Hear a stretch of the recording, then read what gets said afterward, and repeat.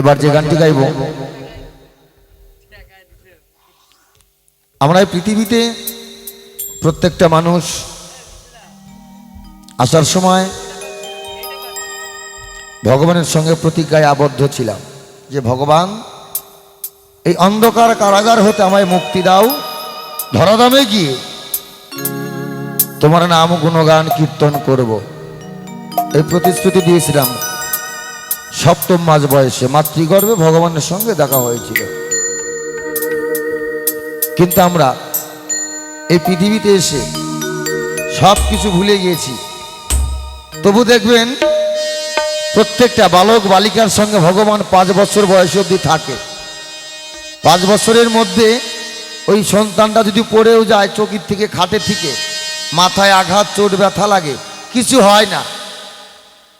কিন্তু 5 বছর পর 6 বছর যদি হয়ে যায়, ও তখন নিজেকে নিজে ক্ষুধা লাগলে বলতে পারে, ভালো মন্দ বোঝা শেখে। যেদিন থেকে ও নিজে বোঝা শিখেছে সেদিন থেকে আর ভগবান সাথে থাকে না। অর্থাৎ যেদিন থেকে মিথ্যার আশ্রয় নেওয়া শিখে যায় সেদিন থেকে আর ও ভগবানও সাথে থাকে না। তাই আমরা নিজেরা প্রতিশ্রুতি কথা দিয়ে এসে সেই কথা ঠিক মতো রাখতে পারিনি। অথচ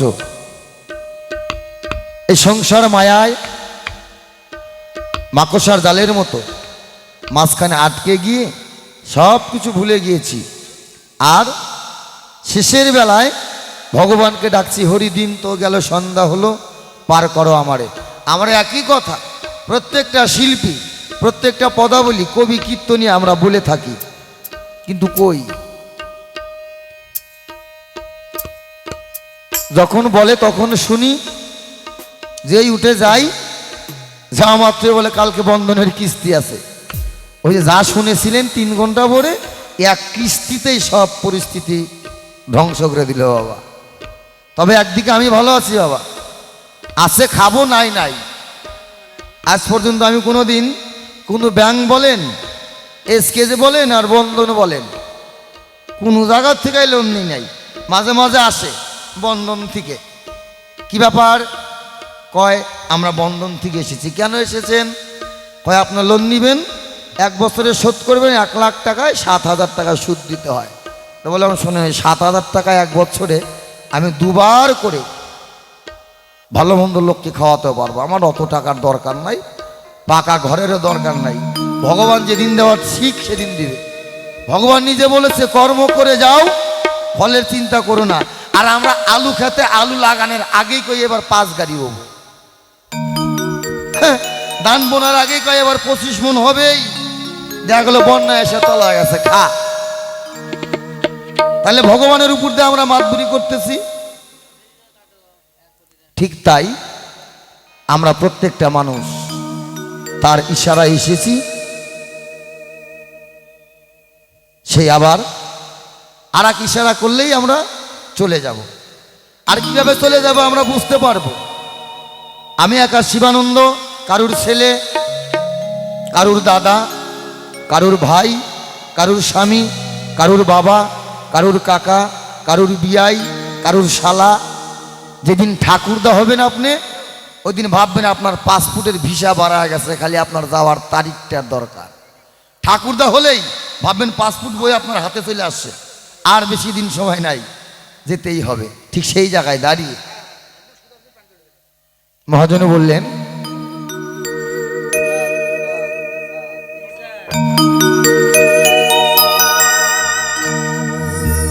বেদনা বালু চলে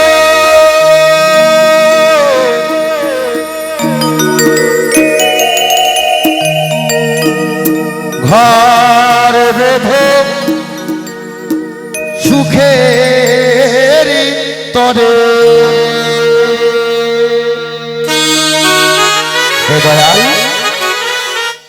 আমি কে?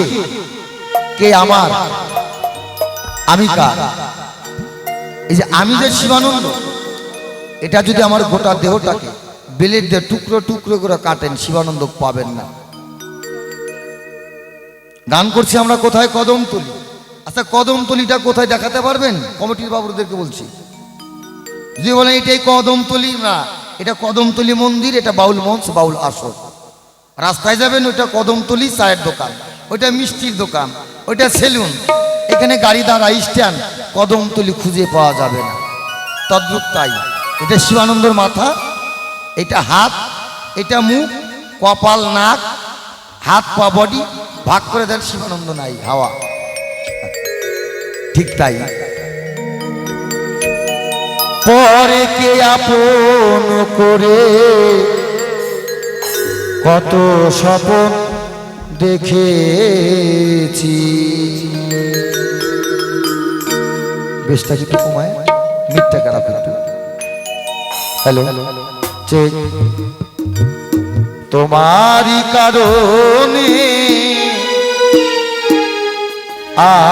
আসি এই ভুবনে, সংসার বন্ধনে বন্দী রয়েছি। বেদনা আলো চলে ঘর বেঁধে সুখের তরে,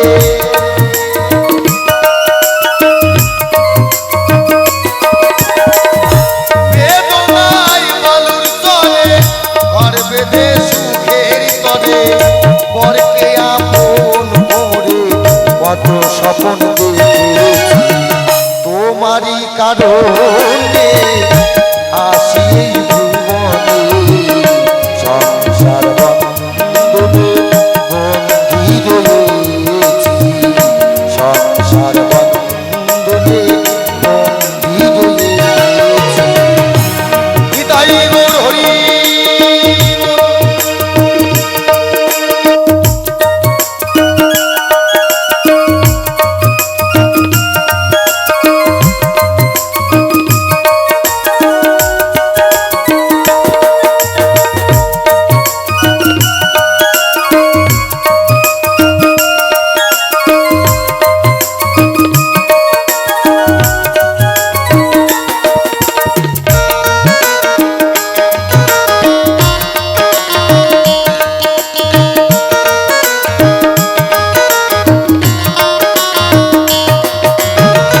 আমরা প্রত্যেকটা মানুষ এই পৃথিবীতে জন্মগ্রহণ করার পর যখন আমরা বুঝতে শিখি 16, 18, 20 বছর বয়স হয়, তখন আমরা দিনের ভিতরে যতবার ঘরে যাব ততবার আয়নাতে নিজের চেহারাটা দেখি আর কি ভাবি যে আমি বানি এইরকমই থাকবো।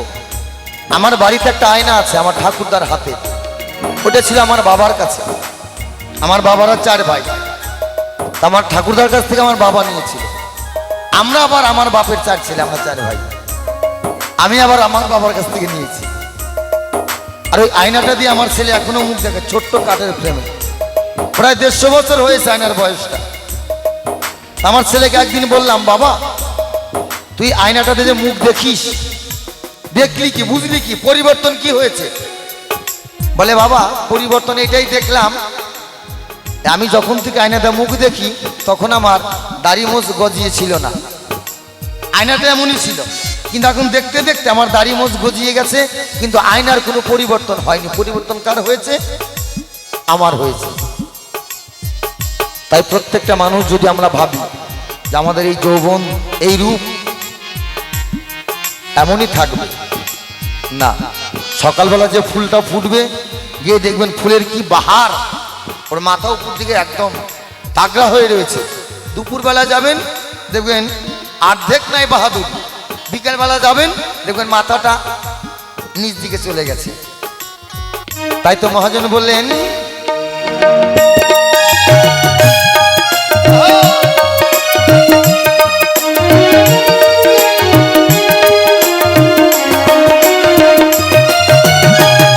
প্রথম যৌবনে কত কি ভেবেছি মনে, দয়াল রে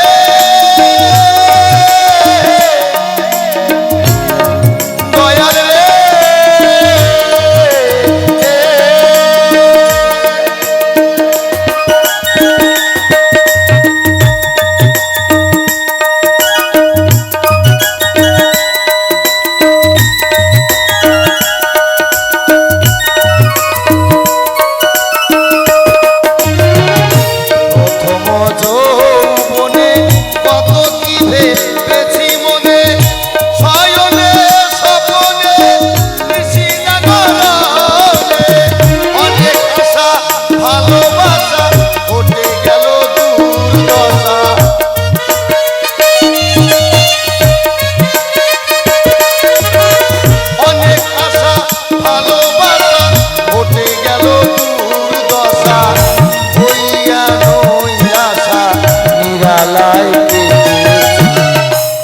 তোমারই কারণে আসি এই ভুবনে সংসার বন্ধনে বন্দী রয়েছি সংসার বন্ধনে বন্দী রয়েছি হরি বল হরি বল হরি বল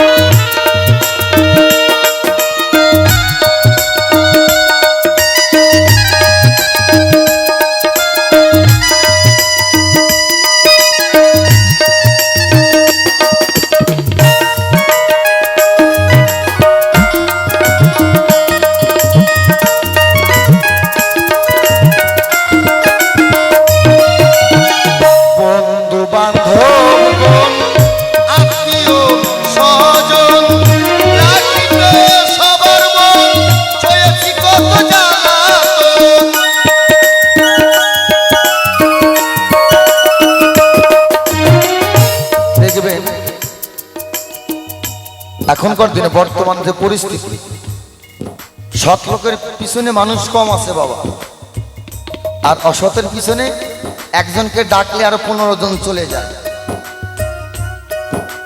আর আমাদের এই ধর্মের পথে অনেকে আসতে চায় না কেন জানেন অনেকে জ্বালা অনেক কষ্ট অনেক দুঃখ অনেক বেদনা সহ্য করতে হয়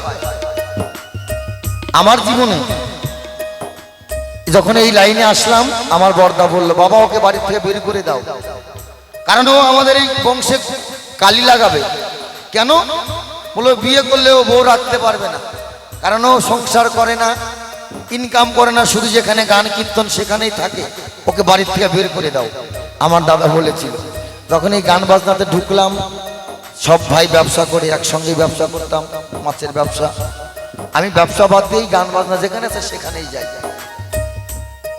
বিয়ে করার পরে ভেনু করে দিল আমাকে আত্মীয় স্বজন ভাই ব্রাদার রাস্তায় যদি দেখতাম ওটা একটু কমায় দাও যদি দেখতো শিবানন্দ ওই রাস্তায় আসতেছে ঠিক সামনের রাস্তাতে উনি কেটে পড়তো কেন ও দেখলে যদি 50 টাকা 100 টাকা চায় ওকে যদি হাওলাত দেই ও তার দিতে পারবে না গান করে কীর্তন করে ও নিজে খায় বাড়িতে বউ কি খেলে না খেলে ওটা দেখার দরকার নাই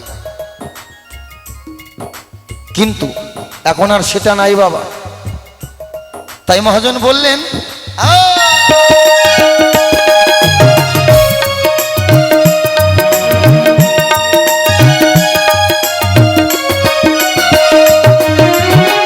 বন্ধু বান্ধব আত্মীয় স্বজন রাখিতে সবার মন ছয়েছি কত জ্বালা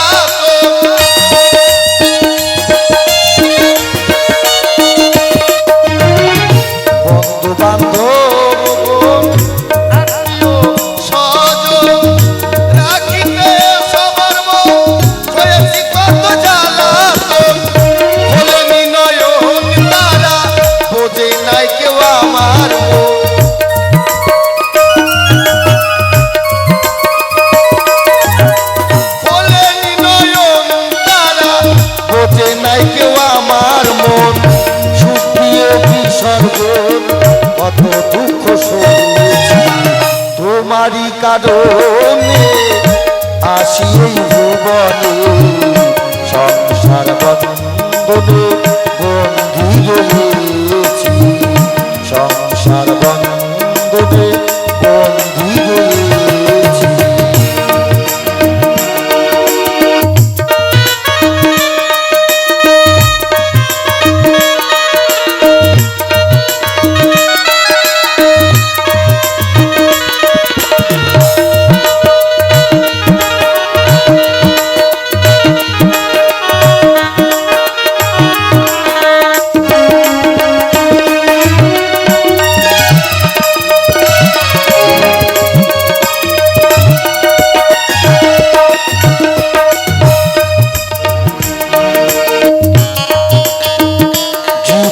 ভাবি নাই আমি কোনদিন গতিবে ভাই